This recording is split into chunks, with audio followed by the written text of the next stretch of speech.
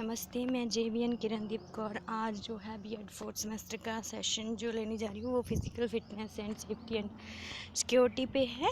सबसे पहले हम फिज़िकल फिटनेस जान लेते हैं। Physical fitness is a general state of health and well-being and more specially the ability to perform the aspect of sports. It means कि आपकी जो जनरल किसी भी काम को करने की क्षमता होती है और आप कितने स्वस्थ हो उसको कहते हैं फिज़िकल फिटनेस। ओके।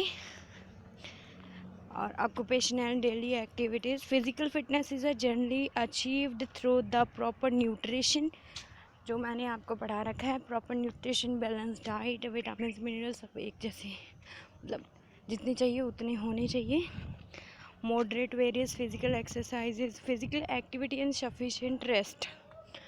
प्रॉपर जो एक्सरसाइजेज प्लस जो है जितनी रेस्ट चाहिए उतना भी उसको आपकी बॉडी को चाहिए जितना रेस्ट 6 to 8 आवर्स, तो उतना रेस्ट स्पेशली होना चाहिए, तो फिज़िकल फिटनेस आती है बॉडी में। ओके, फिटनेस पढ़ लेते हैं। Fitness is defined as the quality और state being of fit. Fitness किसको कहा जाता है? ये क्वालिटी होती है, इसको एज अ क्वालिटी लिया जाता है। आपकी बॉडी कितनी फिट है, लुक वाइज, काम करने के वाइज, सब तरह का देखा जाता है। Okay. Around 1950 perhaps consist with the industrial revolution the modern definition of the fitness describe either a person or a machine ability to perform a specific function, or a holistic definition or a human adaptability. Okay, modern अगर बताऊँ मैं physical fitness क्या होती है, fitness क्या है, तो उनके अकॉर्डिंग फिटनेस को किस तरह से डिस्क्राइब कर दिया, एक पर्सन की और या फिर एक मशीन की किसी भी काम को करने की जो क्षमता है उसको किस तरह से परफॉर्म करती हैं, उस चीज़ को जो क्या कहा जाता है, फिटनेस कहा जाता है। ओके। ओके, तो हम इंजरीज़ के जो जिन चीज़ों को ध्यान में रख के आप इंजरीज़ का जो है रिस्क दूर कर सकते हो वो पढ़ लेते हैं।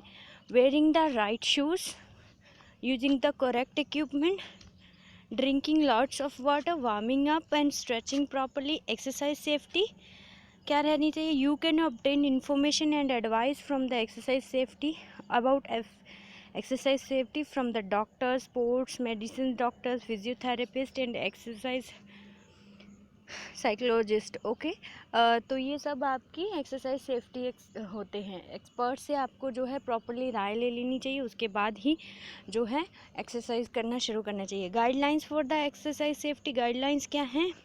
Use a pre exercise screening to identify whether you are at the higher risk of experiencing health problems or during the physical activity.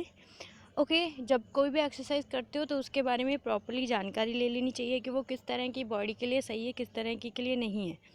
This is the filter और the safety net to help the decide the potential pre exercise self screening tool. Okay, when deciding if any exercise is safe you need to consider the technique. Okay, तो जब आपने decide कर लिया कि yes this is a safe exercise for me, तो उसके बाद उसको जो है उसकी टेक्निक को सीखना चाहिए, देन उसको अप्लाई करना चाहिए आपके। Be guide a qualified fitness instructor. Okay, तो आपके लिए आपको एक जो है फिटनेस इंस्ट्रक्टर के द्वारा बताई गई एक्सरसाइज और उनको एज अ गाइड रख लेना चाहिए, ताकि वो आपको बताता रहे कि आप सही कर रहे हो या गलत कर रहे हो exercise. There are many changes during the pregnancy such as changes in a body shape and size, these poses potential risk of the okay, whenever the woman is pregnant, so that time she need to be too careful because उसकी body में बहुत सारे changes आते हैं। अगर वो regular exercises कर रही हैं तो वो इंजरी हो सकती हैं उसमें। ओके, तो इसलिए उसके लिए बहुत इम्पॉर्टेंट है एक गाइड होना और उसको इन्फॉर्मेशन होनी जो भी वो एक्सरसाइज कर रही हैं क्या वो सही हैं।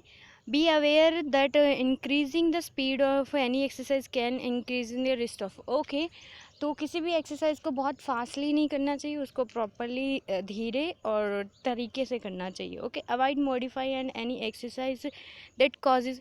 ओके, अगर कोई एक्सरसाइज करने के बाद आपको पेन हो रहा है तो then you have to avoid that exercises. Okay, cross train with the other sports and exercises to reduce the risk of over training. Okay, तो आपको ये भी ध्यान में रखना चाहिए कि किसी भी एक एक्सरसाइज को आपकी बॉडी की जो है क्वालिटी और उसके अकॉर्डिंग, मतलब कि आपकी बॉडी का जितना फिटनेस लेवल है उससे ज़्यादा नहीं करना चाहिए। Okay, make sure you have at least 1 recovery day. Okay, हर एक एक्सरसाइज, मान लीजिए आज आपने थाइस की एक्सरसाइज की, ओके, या फिर आपने चेस्ट लगाई यार, तो चेस्ट लगाने के लिए 72 हार्स का एक दिन का रेस्ट देना असेंशियल है। मीन्स आपकी बॉडी को 1 डे तो रेस्ट मिलना चाहिए फिर से उसी मसल्स की एक्सरसाइज करने के लिए। Okay, remember that injuries need rest. Okay, if you got any pain in your muscles, so you have to take rest firstly. when to stop exercise immediately, stop क्या करना चाहिए, डिस्कम्फर्ट। ओके, कब आपको जो है एक्सरसाइज करनी बंद कर देनी चाहिए, जब आपको डिस्कम्फर्ट हो, चेस्ट पेन और other pain that could indicate the heart attack. Okay, और आपकी जो है किसी भी एक्सरसाइज करते समय जो है सांस बहुत चढ़ रही है तो तब भी आपको एक्सरसाइज करना बंद कर देना चाहिए।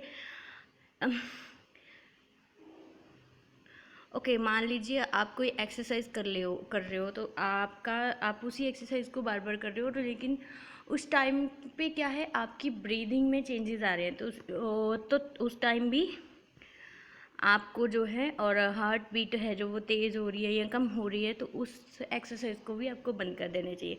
Exercise that could be harmful, some exercise that involve the fast or repetitive twisting and long lasting and held movements are best avoided.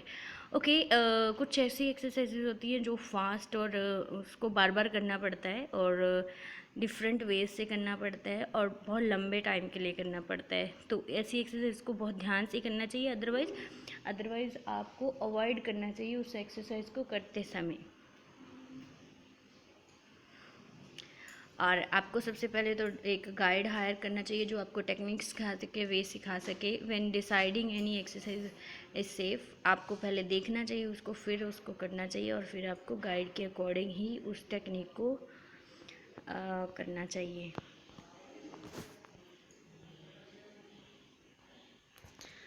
Bouncing while stretching, instead of bouncing try bouncing. It mistakenly believed that bouncing as a stretch helps to muscles to stretch further. Okay, ये सबसे बड़ी गलती होती है कि हम सोचते हैं अगर बाउंसिंग कर रहे हो तो उससे क्या है, आपकी स्ट्रेचिंग होती है, मसल्स स्ट्रेच होते हैं और वो बढ़ते हैं, लेकिन दिस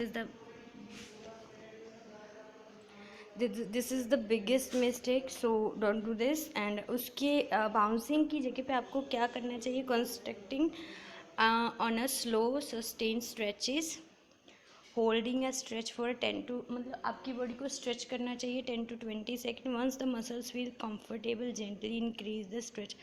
ओके, जब आप 10 to 20 सेकेंड के लिए स्ट्रेचिंग करके रखते हो, उसके बाद अगर आपको लगता है कि आपका मसल ठीक है, रिलैक्स्ड है, स्ट्रेच हो रहा है, तो then you try further stretches. Okay, standing toe touches, आपको खड़े होके नीचे बॉडी को झुक के आपको टो टच करने चाहिए। आपको डीप फुल स्क्वाट क्या रहते हैं, ये सब आपको पढ़ना चाहिए। ये वार्मिंग के एक्सरसाइजेज हैं बेटा, standing to touch, deep squat, sit-ups, double leg raises, behind the neck. Okay, stretching and exercise safety skills, warming up, cooling down. जब भी आप एक्सरसाइजेज करते हो उसके बाद cooling down is essentially, okay, उससे पहले वार्मिंग अप ज़रूरी है। सो ये सब चीज़ें हैं जो ध्यान में रखनी चाहिए। Water consumption is very essential for the exercise, so have much more water. Drink at least 5 ml 2 cups an hour before the exercises and at least 150 ml every minute during the exercises. Okay, सो ये सब चीज़ें बेटा आपको ध्यान में रखनी होगी हैं. नमस्ते, सत श्री अकाल.